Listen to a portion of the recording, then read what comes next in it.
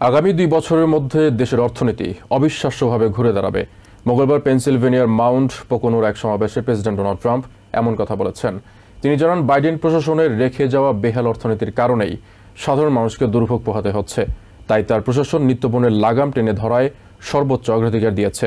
তারই অংশ হিসেবে কৃষকদের সহায়তায় $12 বিলিয়ন সহায়তা প্যাকেজ ঘোষণা করা হয়েছে। ভারসাম্যপূর্ণ অর্থনীতি প্রতিষ্ঠার কাজ চলছে জানিয়ে ট্রাম্প দাবি করেন, তার প্রবর্তিত শুল্কে নিম্ন আয়ের মানুষ সমৃদ্ধ হবে। প্রেসিডেন্ট ডোনাল্ড ট্রাম্পের জনপ্রিয়তা দিনকে দিন কমে আসছে, আর এজন্য প্রায় সব জরিপ বলছে তার প্রশাসন অর্থনীতিকে সুস্থিত ধারায় পরিচালিত করতে ব্যর্থ হয় মানুষ ট্রাম্পের দিক থেকে মুখ ফিরিয়ে নিচ্ছে। যদিও অর্থনীতির দুর্দশাকে ডেমোক্রেটদের ভাওতাবাজি বলে উল্লেখ করে আসছেন ট্রাম্প, তাই তো সবশেষ পলিটিকোর সাথে সাক্ষাৎকারে অর্থনীতি পুনরুদ্ধারে নিজেকে হাত খুলে নম্বর দিতে কার্পণ্য করেননি তিনি। মুখে মুখে যত অস্বীকার করুন নাই কেন, বাস্তব পরিস্থিতি তাকে বাধ্য করেছে সুইং স্টেট পেনসিলভেনিয়ায় গিয়ে অর্থনীতির কথা বলতে। গত এপ্রিলের পর লম্বা বিরতি দিয়ে আবারও কোনো সমাবেশে ট্রাম্প, আর তাতে পোডিয়াম সহ সর্বত্র লেখা lower prices bigger pay checks, অর্থাৎ নিত্য পণ্যের ঊর্ধ্বগতিতে জনতার উদ্বেগকে উপেক্ষা করতে পারেননি তিনি। তবে ট্রাম্প জানান, বাইডেন প্রশাসনের রেখে যাওয়া বেহাল অর্থনীতির কারণেই সাধারণ মানুষকে দুর্ভোগ পোহাতে হচ্ছে। তাই তার প্রশাসন নিত্য পণ্যের লাগাম টেনে ধরায় সর্বোচ্চ অগ্রাধিকার দিয়েছে। তারই অংশ হিসাবে কৃষকদের সহায়তায় $12 বিলিয়ন সহায়তা প্যাকেজ ঘোষণা করা হয়েছে। ভারসাম্যপূর্ণ অর্থনীতি প্রতিষ্ঠার কাজ চলছে জানিয়ে ট্রাম্প দাবি করেন, তার প্রবর্তিত শুল্কে নিম্ন আয়ের মানুষ সমৃদ্ধ হবে, দেশের আয় হবে ট্রিলিয়ন ট্রিলিয়ন ডলার। এছাড়া খুব দ্রুত কিছু ওষুধ এবং গাড়ির দাম কমে আসবে বলেও প্রতিশ্রুতি দেন প্রেসিডেন্ট, আর তাতে জনমনে স্বস্তি ফিরে আসবে বলেও আশাবাদী তিনি। পেনসিলভেনিয়ার মাউন্ট পকোনোর সমাবেশে ডোনাল্ড ট্রাম্প বলেন, আগামী 2 বছরের মাঝে দেশের অর্থনীতি অবিশ্বাস্যভাবে ঘুরে দাঁড়াবে। এ সময় এতে বিশেষ অবদান রাখায় ট্রেজারি সেক্রেটারি স্কট বেসেন্টেরও প্রশংসা করেন প্রেসিডেন্ট। বলেন, 1 বছরে বিশ্বমঞ্চে আবারও স্বমহিমায় আবির্ভূত হয়েছে আমেরিকা। ওদিকে পেনসিলভেনিয়ার ডেমোক্রেটিক সেনেটর জন ফেটারম্যান MS নাওয়ে বলেছেন, ট্রাম্প যত কথাই বলুন না কেন, স্বাস্থ্যসেবা সাশ্রয়ী রাখতে চাইলে ওবামা কেয়ার অব্যাহত রাখতে হবে তাকে, এর কোনো বিকল্প নেই। তাই দ্রুত এই বিষয়ে সেনেটকে সিদ্ধান্ত নেয়ার তাগিদ দেন ফেটারম্যান। বিপর্যয়কর অভিবাসন নীতির কারণে ইউরোপ ধ্বংস হয়ে যাচ্ছে বলে মন্তব্য করেছেন প্রেসিডেন্ট ডোনাল্ড ট্রাম্প। ইউরোপের নেতাদের দুর্বল আখ্যায়িত করে তিনি বলেন, তারা খুব বেশি কথা বলেন কিন্তু কাজ করেন না। এছাড়া প্রেসিডেন্ট ট্রাম্প ইঙ্গিত দিয়েছেন, রাশিয়ার সঙ্গে শান্তি চুক্তিতে সম্মত না হলে ইউক্রেনের ওপর থেকে সমর্থন সরিয়ে নিতে পারে তার প্রশাসন। যুদ্ধে ইউক্রেন হেরে যাচ্ছে বলেও মন্তব্য করেন তিনি। পাশাপাশি ইউক্রেনের নির্বাচন আয়োজনের জন্য আবারও আহ্বান জানান ট্রাম্প। পলিটিকোকে দেয়া বিশেষ সাক্ষাৎকারে এসব কথা বলেছেন প্রেসিডেন্ট। পলিটিকোকে দেয়া প্রেসিডেন্ট ডোনাল্ড ট্রাম্পের একান্ত সাক্ষাৎকারের শুরুতেই উঠে আসে রাশিয়া ইউক্রেন যুদ্ধ প্রসঙ্গ। যুদ্ধ শেষ করতে তার প্রশাসনের প্রচেষ্টার কথা তুলে ধরে তিনি জানান, আলোচনায় রাশিয়া সবচেয়ে শক্তিশালী অবস্থানে রয়েছে। তিনি দ্বিতীয়বার নির্বাচিত না হলে আরো বড় বিপর্যয় হতে পারত দাবি করে ট্রাম্প বলেন, এটি এখনো ইউরোপের জন্য একটি বড় সমস্যা। ইউক্রেনের প্রেসিডেন্ট ভলোদিমির জেলেনস্কি এখনো আমেরিকার শান্তি প্রস্তাবটি পড়ে দেখেননি বলে মন্তব্য করেন তিনি। দেশটিতে নির্বাচন আয়োজন করা উচিত বলেও মনে করেন ট্রাম্প। তিনি ইউক্রেনের ওপর থেকে সমর্থন সরিয়ে নিতে পারেন। তার ছেলে ডোনাল্ড ট্রাম্প জুনিয়রের এমন মন্তব্য পুরোপুরি ভুল নয় বলেও জানান প্রেসিডেন্ট। রাশিয়ার কাছে ইউক্রেন অনেক ভূখণ্ড হারিয়েছে বলে উল্লেখ করেন। ইউক্রেন বিজয়ী না হওয়া পর্যন্ত দেশটিকে ইউরোপের সমর্থন দেওয়ার অঙ্গীকারের প্রসঙ্গে তিনি বলেন, ইউরোপের নেতারা ভালো কাজ করছেন না।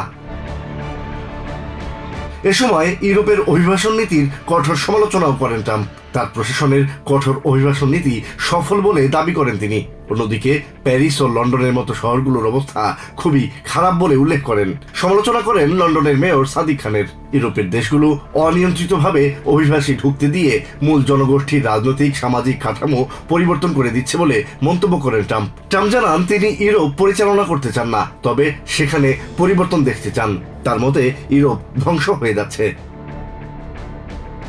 হাঙ্গেরির ডানপন্থী প্রধানমন্ত্রী ভিক্টর অরবানের প্রতি সমর্থন পুনর্ব্যক্ত করে তার কাজের প্রশংসা করেন ট্রাম্প। তবে ইউরোপের বেশিরভাগ নেতা রাজনৈতিকভাবে শুদ্ধ হতে গিয়ে নিজেদের দেশকে ধ্বংস করছেন বলে মন্তব্য করেন তিনি। এছাড়া ভেনেজুয়েলার সন্দেহভাজন মাদক চোরাকারবারীদের বিরুদ্ধে স্থল হামলার হুমকিও জারি রেখেছেন ট্রাম্প। ইঙ্গিত দিয়েছেন মেক্সিকো এবং কলম্বিয়াতেও সামরিক অভিযান সম্প্রসারণ করতে পারেন। এছাড়া দেশের অভ্যন্তরীণ বিভিন্ন বিষয়েও কথা বলেন প্রেসিডেন্ট। জীবনযাত্রার ব্যয় নিয়ে সাধারণ মানুষের উদ্বেগের প্রসঙ্গে ট্রাম্প বলেন তিনি দায়িত্ব নেওয়ার পর দ্রব্যমূল্য কমতে শুরু করেছে। শুল্কের কারণে দেশে $18 ট্রিলিয়ন বিনিয়োগ আসছে বলেও দাবি করেন তিনি। ওবামা কেয়ারে ভর্তুকির মেয়াদ না বাড়ানোর বিষয়েও অনড় অবস্থানের কথা জানান ট্রাম্প। কেন্টাকি স্টেট ইউনিভার্সিটিতে বন্দুক হামলায় এক শিক্ষার্থী নিহত হয়েছেন। এতে আরেকজন গুরুতর আহত হয়েছেন বলে জানিয়েছে বিশ্ববিদ্যালয় কর্তৃপক্ষ। মঙ্গলবার ফ্রাঙ্কফুর্টে অবস্থিত বিশ্ববিদ্যালয়ে আকস্মিক গুলি চালায় এক অস্ত্রধারী। পরিস্থিতি নিয়ন্ত্রণে দ্রুত সেখানে হাজির হয় পুলিশ। নিরাপত্তা নিশ্চিত করতে ক্যাম্পাসে লকডাউন ঘোষণা করা হয়। হামলার ঘটনায় জড়িত সন্দেহে একজনকে আটক করেছে নিরাপত্তা বাহিনী। তবে আটক ওই ব্যক্তি শিক্ষার্থী নন। স্টেটের ফ্রাঙ্কফুর্টে অবস্থিত ওই ক্যাম্পাসে বিকেল 3টের পর আকস্মিক গুলি চালায় এক বন্দুকধারী। সঙ্গে সঙ্গে মাঠে নামে বিশ্ববিদ্যালয়ের নিরাপত্তার দায়িত্বে থাকা পুলিশ সদস্যরা। হামলাকারী কোনো সুনির্দিষ্ট লক্ষ্য নিয়ে গুলি চালায়নি বলে ধারণা করছেন কর্মকর্তারা। হামলাকারী সন্দেহে আটক ব্যক্তির পরিচয় প্রকাশ না করলেও তিনি বিশ্ববিদ্যালয়ের শিক্ষার্থী নয় বলে নিশ্চিত করেছে কর্তৃপক্ষ। হামলায় আহত ব্যক্তির অবস্থা গুরুতর হলেও তার প্রাণনাশের আশঙ্কা নেই বলে জানিয়েছেন চিকিৎসকরা। বন্দুক হামলার পর দ্রুত পরিস্থিতি নিয়ন্ত্রণে নেয় আইন শৃঙ্খলা বাহিনীর সদস্যদের ধন্যবাদ জানিয়েছেন কেন্টাকির গভর্নর এন্ডি বেশিয়ার। সামাজিক মাধ্যমে করা এক পোস্টে তিনি জানান, এই ঘটনায় বর্তমানে আর কোনো হুমকি নেই। গান ভায়োলেন্স আর্কাইভের তথ্যমতে সংখ্যাগরিষ্ঠ কৃষ্ণাঙ্গদের এই বিশ্ববিদ্যালয়টিতে হামলা চলতি বছর দেশে শিক্ষা প্রতিষ্ঠানে ৭৩তম বন্দুক হামলার ঘটনা। এসব হামলার বেশিরভাগই ঘটেছে বিভিন্ন কলেজ ক্যাম্পাসে। নির্বাহী আদেশে মুসলমানদের অধিকার আদায়ের সংগঠন কেয়ারকে বিদেশি সন্ত্রাসী সংগঠন ঘোষণা করেছেন ফ্লোরিডার গভর্নর রন ডিসেন্টিস। মঙ্গলবার এই আদেশ দেন তিনি। এর আগে টেক্সাসের গভর্নর গ্রেগ অ্যাবট একই আদেশ দিয়েছেন। ডিসেন্টিসের আদেশের প্রতিক্রিয়ায় কেয়ারের ফ্লোরিডা চ্যাপ্টার তাৎক্ষণিকভাবে এই সিদ্ধান্তের বিরুদ্ধে মামলা করার ঘোষণা দিয়েছে। ট্যাম্পায় আয়োজিত সংবাদ সম্মেলনে কেয়ার ফ্লোরিডার ইন্টারিম এক্সিকিউটিভ ডিরেক্টর হিবা রাহিম এই আদেশকে ভিত্তিহীন, ষড়যন্ত্রমূলক এবং সম্পূর্ণ প্রমাণহীন বলে অভিযোগ করেন। সাংবাদিকদের সামনে ফ্লোরিডার গভর্নর রন ডিসেন্টিস বলেন, এই ঘোষণা অনেক দিন ধরেই অপেক্ষমান ছিল এবং সামনে দেশের আইনসভা আরো কঠোর ব্যবস্থা নেবে। আমরা মুসলিম ব্রাদারহুড এবং কেয়ার দুই সংগঠনকেই সন্ত্রাসী সংগঠন হিসেবে চিহ্নিত করেছি। এটা অনেক দিন ধরেই প্রয়োজন ছিল। আমি জানি ফেডারেল সরকারও এখন একই ধরনের পথে এগোচ্ছে। কংগ্রেসও এমন কিছু আইন প্রণয়ন করছে যা এসব বিষয়ের উপর সরাসরি প্রভাব ফেলবে। তাই আমি মনে করি আমাদের এই নির্বাহী আদেশ শুরুমাত্র। ভবিষ্যতে বিভিন্ন সন্ত্রাসী সংগঠনকে কিভাবে চিহ্নিত করা হবে সেটার আইনি ভিত্তি আরো স্পষ্টভাবে বিধানে লেখা হবে। Discovery rights. We were really upset to find that our governor has issued an executive order with baseless claims based on conspiracy theories and completely unfounded allegations against CARE Florida. এই আদেশের পর হতাশা জানিয়েছেন কেয়ার ফ্লোরিডা চ্যাপ্টারের কর্মকর্তারা। সংগঠনের interim executive director Hiba রাহিম বলছেন, তারা আইনের আশ্রয় নেবেন। Do I look like a terrorist? Do we look like a terrorist organization? We are a civil rights organization and we promote a more just and equitable society for all. এছাড়া care ফ্লোরিডার policy director মেগান আমের বলছেন, governor Ron DeSantis সম্পূর্ণ বেআইনি কাজ করার চেষ্টা করছেন। তিনি কেয়ারকে সন্ত্রাসী সংগঠন হিসেবে ঘোষণা দিয়েছেন। আমের প্রশ্ন রাখেন, তাদেরকে কি সন্ত্রাসী সংগঠনের মতো দেখা যায়? What will happen is that will give the state of Florida discovery rights to be able to subpoena the bank records, to be able to do that. And honestly, it'd give us even more. Care Florida চ্যাপ্টারের মামলা করার ঘোষণাকে স্বাগত জানিয়েছেন। তাদের মামলা করার পুরো অধিকার রয়েছে। একই সাথে স্টেট সরকারের অধিকার থাকবে প্রয়োজনীয় তথ্য সংগ্রহ করার। ডিসেন্টিসের আদেশে দাবি করা হয়েছে কেয়ারের সঙ্গে হামাসের যোগাযোগ রয়েছে। এর জবাবে কেয়ার স্পষ্টভাবে বলছে সংগঠনের সঙ্গে হামাসের কোনো সম্পর্কই নেই। গত মাসে টেক্সাসের গভর্নর গ্রেগ অ্যাবটও এই ধরনের ঘোষণা দিয়েছেন। কেয়ার সেই আদেশের বিরুদ্ধে ফেডারেল কোর্টে মামলা করে যুক্তি দিয়েছে এটি মত প্রকাশ ও নাগরিক অধিকার দমনের প্রচেষ্টা। ফেডারেল রিজার্ভ চেয়ার জেরোম পাওয়েলের উত্তরসূরি নির্বাচনে কয়েকজন প্রার্থীর সাক্ষাৎকার নিতে চান বলে জানালেন প্রেসিডেন্ট ডোনাল্ড ট্রাম্প। পেনসিলভেনিয়ায় যাওয়ার পথে মঙ্গলবার এয়ারফোর্স ওয়ানে সাংবাদিকদের তিনি বলেন, একাধিক প্রার্থীর সাথে কথা বললেও আকাঙ্ক্ষিত প্রার্থী সম্পর্কে তার স্পষ্ট ধারণা আছে। এদিকে senate appreciation sub committee on কমার্সের শুনানিতে ট্রাম্পের শুল্ক ও দেশের অর্থনীতি নিয়ে তোপের মুখে পড়েন US trade representative Jamieson Greer. এদিকে আমেরিকার অর্থনীতিতে নিজেকে A+-এর বেশি নাম্বার দিলেও ভোটাররা প্রেসিডেন্টের কাজে অসন্তোষ জানিয়েছে। নতুন একটি জরিপ বলছে 59% ভোটার অর্থনীতি পরিচালনায় ট্রাম্পের ব্যর্থতা দেখছেন। গত বৃহস্পতিবার এনবিসি নিউজ বিশেষ একটি প্রতিবেদন প্রকাশ করে, যেখানে খোদ রিপাবলিকান আইন প্রণেতাদের উদ্বেগ দেখা গেছে।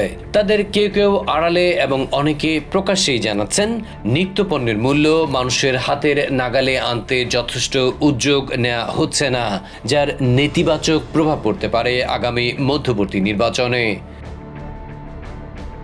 সবশেষ ইউগভের জরিপও বলছে প্রায় একই ধরনের কথা, যেখানে উঠে এসেছে 59% ভোটার অর্থনীতি পরিচালনায় ট্রাম্পের ব্যর্থতা দেখছেন। মাত্র 32 থেকে 33% মানুষ মনে করছেন তিনি অর্থনীতিকে সঠিক পথে এগিয়ে নিয়ে চলেছেন। অথচ পলিটিকোর সাথে সাক্ষাৎকারে নিজের অর্থনৈতিক দর্শনে ভীষণভাবে সন্তুষ্ট প্রেসিডেন্ট। প্রকৃতপক্ষে আমেরিকার অর্থনীতি পরিচালনায় নিজেকে A++-এর বেশি নম্বর দিলেও ভোটাররা ট্রাম্পের কাজে অসন্তোষ জানিয়েছেন। বিশ্লেষকরা বলছেন সাধারণের অবস্থা ভয়াবহ। তারা কোনোভাবেই মূল্যস্ফীতির সাথে তাল মেলাতে পারছেন না। তাদের নাভিশ্বাস উঠে যাচ্ছে। তারা বলছেন সর্বোচ্চ B নম্বর পেতে পারে ট্রাম্প প্রশাসন। কারণ প্রায় 1 বছর ধরেই বেকারত্ব বাড়ছে, বাণিজ্য ঘাটতি মেটাতে গিয়ে জনতার উপরেই চাপ পড়ছে, আর ব্যয় বৃদ্ধির মাধ্যমে মূল্যস্ফীতির লাগাম আয়ত্তের বাইরে চলে যাচ্ছে। বিশ্লেষকদের মতে ট্রাম্প যাই করছেন অর্থনীতি বাগে আনতে, তাতেই পরিস্থিতি আরো বিগড়ে যাচ্ছে। এই অবস্থায় সেনেট অ্যাপ্রোপ্রিয়েশনস সাব কমিটি অন কমার্সের শুনানিতে ট্রাম্পের শুল্ক ও দেশের অর্থনীতি নিয়ে তোপের মুখে পড়েছিলেন US trade representative Jamieson Greer. অবশ্য তিনি উদ্বোধনী বক্তব্যে এর দায় চাপিয়েছেন বিগত বাইডেন প্রশাসনের উপর। বলেছেন বাণিজ্য ঘাটতি মেটাতে কাজ করছে বর্তমান প্রশাসন। ওদিকে এগ্রিকালচার সেক্রেটারি ব্রুক রলিন্স দাবি করেছেন শুল্কারোপ কিংবা বাণিজ্য সমঝোতার চেষ্টা দেশের কৃষকদের সেভাবে প্রভাবিত করতে পারেনি। সিবিএস নিউজের সাক্ষাৎকারে তিনিও কৃষকদের দুরবস্থায় বিগত প্রশাসনের উপর দায় চাপান। ব্রুক বলেন ট্রাম্প প্রশাসন বরং কৃষক দুর্ভোগ কমাতে সোমবার $12 বিলিয়ন সহায়তা প্যাকেজ ঘোষণা করেছে। Pretty good idea who I want.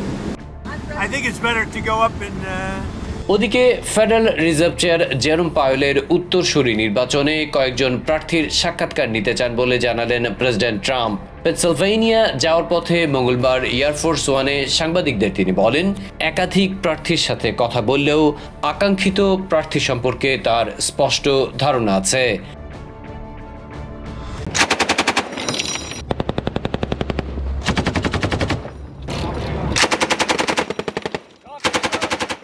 গত 2 সেপ্টেম্বর ক্যারিবিয়ান সাগরে সন্দেহজনক মাদকবাহী নৌযানে আমেরিকার সামরিক বাহিনীর হামলায় বেঁচে যাওয়া 2 আরোহীকে দ্বিতীয়বার হামলা চালিয়ে হত্যার ঘটনার ভিডিও প্রকাশ করতে কোনো সমস্যা নেই বলে জানিয়েছিলেন প্রেসিডেন্ট ডোনাল্ড ট্রাম্প। কিন্তু দ্রুতই নিজের অবস্থান পরিবর্তন করেছেন তিনি এবং এ বিষয়ে সিদ্ধান্তের ভার ওয়ার সেক্রেটারি পিট হেগসেথের ওপর ছেড়ে দিয়েছেন, যা নতুন করে বিতর্কের সৃষ্টি করেছে। কংগ্রেসে এক রুদ্ধদ্বার ব্রিফিংয়ে সেই ভিডিও দেখা হাউস আর্মড সার্ভিসেস কমিটির র্যাঙ্কিং মেম্বার অ্যাডাম স্মিথ জোর দিয়ে বলেন ভিডিওটি দেশের জনগণের দেখা উচিত। তিনি যুক্তি দেন এর আগে 15-20টি নৌযানে হামলার ভিডিও প্রকাশ করেছে প্রশাসন, এখন তারা নানা অজুহাত দেখাচ্ছে বলে অভিযোগ তার। স্মিথ মনে করেন ভিডিওটি প্রকাশ না করার অর্থ হলো প্রশাসন ঘটনাটির পক্ষে কোনো যুক্তি দাঁড় করাতে পারছে না। প্রেসিডেন্ট ট্রাম্প সেক্রেটারি হেক্সেতের ওপর দায়ভার ছেড়ে দিলেও ভিডিওটি প্রকাশের চূড়ান্ত ক্ষমতা ট্রাম্পের হাতেই বলে মন্তব্য করেন এই ডেমোক্রেটিক কংগ্রেসম্যান। ডেমোক্রেটিক সেনেটর এবং সেনেট আর্মড সার্ভিসেস কমিটির সদস্য রিচার্ড ব্লুমেনথাল ভিডিও প্রকাশ না করা এবং এ বিষয়ে রিপাবলিকান সহকর্মীদের নীরবতার তীব্র সমালোচনা করেন। ওই ঘটনার ভিডিও, নথি এবং যোগাযোগের রেকর্ড ধ্বংস হওয়া থেকে রক্ষায় সেনেট আর্মড সার্ভিসেস কমিটিকে দ্রুত সমন জারি করার আহ্বান জানান তিনি। ব্লুমেনথাল বলেন 2 সেপ্টেম্বরের ভিডিওটি এখনো আড়াল করে রাখা এবং তা প্রকাশের প্রতিশ্রুতি থেকে প্রেসিডেন্টের সরে আসাই অনেক কিছু প্রমাণ করে। রিপাবলিকান আইন প্রণেতাদের ভূমিকায় হতাশাও প্রকাশ করেন তিনি। ডেমোক্রেটিক কংগ্রেসম্যান ক্রিস ডেলুজিও ওই ঘটনার পূর্ণ তদন্তের দাবি জানান। হাউস ও সেনেটের রিপাবলিকানদের মেরুদণ্ড সোজা করে প্রশাসনের বিরুদ্ধে দাঁড়ানো উচিত বলে মন্তব্য করেন তিনি। নিউ ইয়র্ক থেকে সম্প্রচারিত TVN 24 টেলিভিশন বিশ্বজুড়ে বাঙালির কণ্ঠস্বর।